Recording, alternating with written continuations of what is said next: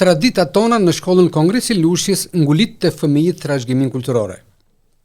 Projekti me temë Traditat tona, realizuar nga nxënësit e klasës së 2B nën kujdesin e mësuese Sonila Dervishit, ka sjell një formë mjaft të goditur të njohjes së fëmijëve me kostumet popullore të trevës së Myzeqes, Shqipërisë së Veriut dhe asaj të Mesme, si një pjesë e rëndësishme e trashëgimisë kulturore shqiptare, të cilat dallohen lehtësisht për thjeshtësinë, elegancën dhe përdorimin e materialeve natyrore.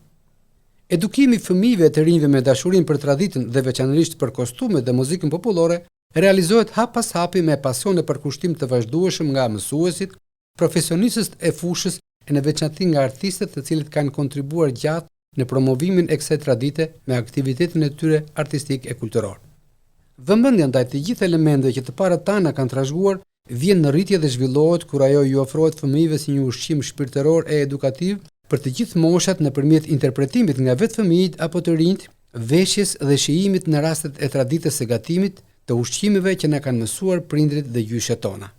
Referuar kësaj metodologjie dhe pasurimit për të ofruar e njohur fëmijët me këto vlera të parëve tanë, mësuese Sonila përveç kostumeve popullore e ka shoqëruar eventin dhe me mjaft elemente të tjerë të kulturës së trashëgimisë, si objektet e shumta të përdorura nga paraardhësit tanë në jetën e tyre të përditshme, si forma të lehtësimit, të gatimit, jetës komunitare dhe deri tek instrumentat muzikor të cilat shoqëronin familjen në jetën e tyre të përditshme në dasma, gëzime të ndryshme familjare, deri tek ushqime tradicionale të sjella me dashuri e pasion nga prindit e 27 fëmijëve, të cilët përjetuan emocionalisht gjithë eksperiencën e gjyshërve e stërgjyshëve të tyre.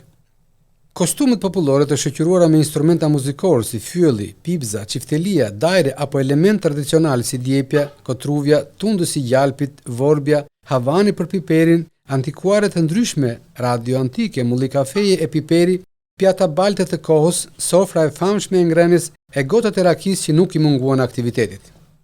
Shoqërimi me muzikë, valle popullore si dhe ushqime tradicionale të gatuara plot pasion e kujdes nga prindërit e fëmijëve, të cilët ju bashkuan plot dëshirë kësaj ngjarje të rëndësishme me produktet e tyre si tava me zogë, pilaf, pispili, byrek me lakat e egra, byrek me domate, petulla, kek, qumështore revani dhe një liko apo lëng trëndafili në fund për të ruajtur sa më gjatë shijen, freskinë e aromën e këtyre vogëlushave në kujtesën e tyre dhe pjesëmarrësve të pranishëm.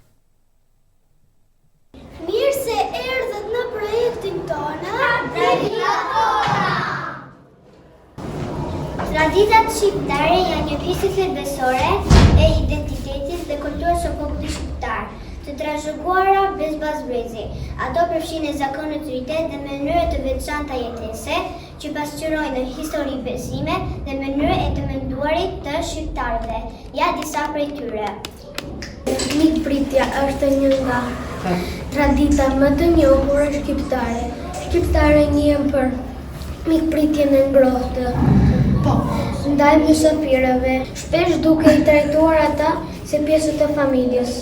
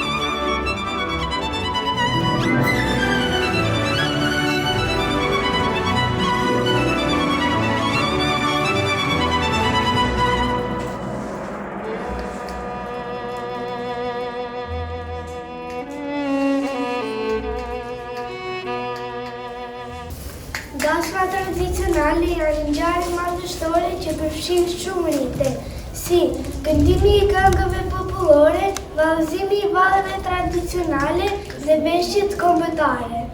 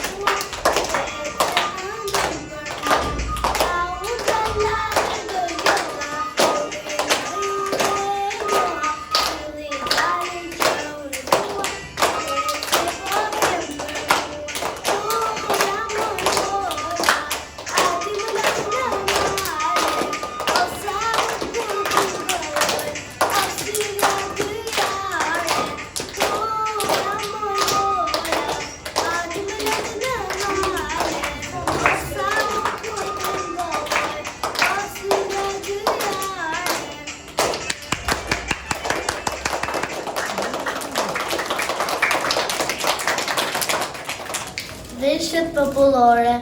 Çdo krahinë e Shqipërisë ka veshje tradicionale të sajat, të punuara me tuar që dallohen për gjyra, simbole dhe detaje dekorative. Këngët dhe vallet folklorike, këto pasqyrojnë historinë, dashurinë, luftën dhe jetën e përditshme. Janë një mënyrë për të ruajtur gjuhën, emocion dhe përvojën kolektive.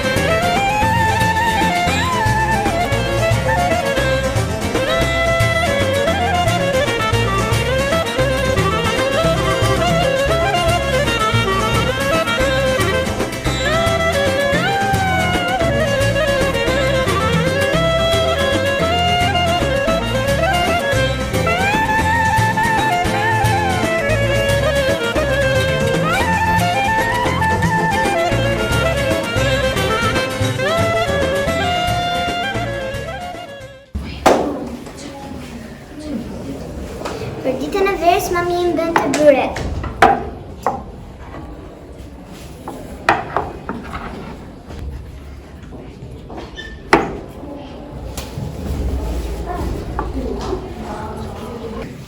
Bën petet, pastaj e shkruaj me lakra, te egra.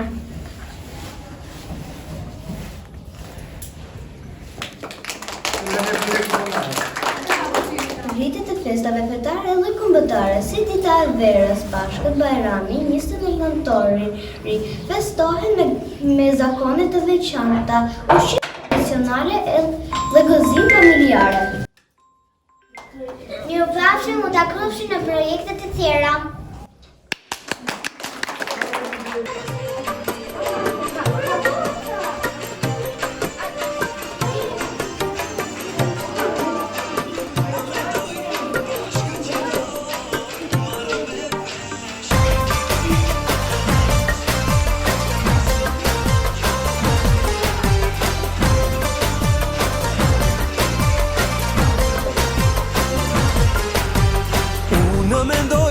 Bashkët jetoj, marrëm beve shpirtin tim. Një jetë e re, plot dashuri, sot kalon kjo beqari. Ne do të vallëzojmë në këtë rini, dhe do li krush që ti ngrem. Je si kur zan, na kanë zili, se martohemi ne të dy. Hidhe valle në lullëjaj. Faleminderit që morët pjesë në projektin tonë Traditat Shqiptare. Majë nga i votë të gjithë, si bëjmë në përdasma? Shpejt, si? Gëzuar të gjithëve. Mësuesja si u lindi ideja për të sjellë në vëmendjen e fëmijëve një nga kërkesat më bashkëkohore që ka të bëjë me ruajtjen e kulturës, traditës dhe përcjelljen e tyre tek brezat e rinj. Gjithmonë është triumfuar me të madhe ngrënia sa më shëndetshëm. Aty lindi dhe ajo ideja, më shumë sa më shëndetshëm.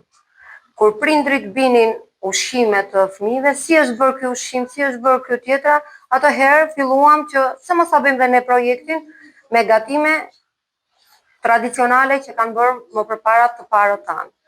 Pastaj filluam, morëm, pyetëm dyshërit, pyetëm mamat, baballarët, dhe për veshje të ndryshme se si ishim punuar, se si ishim bërë, biles ne kemi bërë dhe punime vetë në orën e artit pamor, me motive popullore, një ndër këto është qilimi që kemi bërë këtu, e kemi dhe të ekspozuar, kemi tezgjahun, kemi punime të ndryshme që janë bërë nga vetë fëmijët, ja veshjet popullore këtu, që janë bërë nga vetë fëmijët, vizatimet të krahinave të ndryshme. Edhe aty veshjet, motivet popullore të qilimave, këtu kemi për veshjet. Ruajtja e traditës dhe përcjellja tek fëmijët është një art më vete. Dhe sot i më shohet një rëndësi shumë e madhe përcjelljes së kësaj kulture për ta kaluar ndër breza tek të rinjt. Ju e keni nisur në një moshë akoma më të herët tek ata që janë në klasat e dyta dhe të treta. Si pritet kjo nga fëmijët, nga u prit shumë mirë, nga fëmijët një herë u prit shumë mirë, pastaj na përkrahën, na bashkëpunuan edhe prindërit me ne. U prit shumë mirë nga fëmijët një herë në radhë të parë. Pastaj bashkëpunimi është ai që jep sukses për çdo gjë, për çdo projekt. Përveç elementeve të gatimit dhe ato të aktivitetit të përditshëm kulinaria dhe elementet shoqërues si djepi, saçi. Kishim dhe gjëra të tjera që ishin tradicionale që kanë qenë dikur, sofra, djepi, saçi. Po, janë shumë elemente përfshirë në shfaqje shumë të shkurtër. Saçi është. Por ajo që e bëjmë interesante janë veshjet popullore. Tu kemi dhe vorbën që bëheshin. Po e pash dhe ishte shumë interesante. Por unë do të ndalesha. Ka gjëra të ndryshme që kanë prurë nga më të ndryshmet fëmijët vetë. Aty edhe pipza të ndërtuara me kallama siç bëheshin dikur. Po. Që është diçka shumë e veçantë dhe ata për fëmijët ishte shumë argëtuese. Një element i veçantë ishte edhe ruajtja e kostumografisë dhe e muzikës popullore. Kostume të krahinave të ndryshme. Jemi munduar të marrim nga krahina të ndryshme të Shqipërisë. Është vështirë të siguruar? Shumë e vështirë, por thash, me bashkëpunimin e prindërve ne e arritëm. A e shikoni të mundshme për ta ruajtur këtë traditë në vitet e vijim? Me brezat e rritur? Me bashkëpunim dhe me dëshirën e madhe mund të arrijmë gjithçka. Në praktikat e shkollës, kjo është një eksperiencë si ju si mësuese, po është dhe pjesë e një programi mësimor, pjesë e kurrikulës. Jo, është dhe pjesë e kurrikulës, por gjithmonë është edhe në varësi të fëmijëve se sa do ta përkrahin, në varësi dhe të mësuesve se si do t'i përkrahin, dhe pastaj bashkëpunimi që thash është parsor. Nëse do të kishin mundësi dhe financime, atë ta zgjeronit për ta bërë në nivel shkollë dhe për të përfshirë dhe në gara mes shkollave, shikoni të mundur? Disa shkolla e kanë përkrahur, e kanë bërë. Por gjithmonë ta kthyen në garë. Po, është kthyer dhe në garë. Biles ne kemi si projekt, nuk e di se sa do të arrihet apo jo, që vitin tjetër këto ushqime që mund të bëjmë vetë fëmijët me prindërit, edhe të mund t'i shesim ose të krijojnë të ardhurat dhe ne mund t'i investojmë diku tjetër në njerëzit që janë në nevojë. Ose libra për bibliotekën e shkollës. Me fjalë ka disa gjëra që ne mund të bëjmë projekte, po. Që ne i kemi në plan, por se sa do arrihen. Fëmijë, edhe një herë faleminderit shumë për gjithë kohën që na dhat dhe seriozitetin me cilin e keni marrë këtë aktivitet. Në emër të Radio Lushnjës, unë ju falenderoj që keni ruajtur dhe përcjell kaq mirë traditat tona. Faleminderit.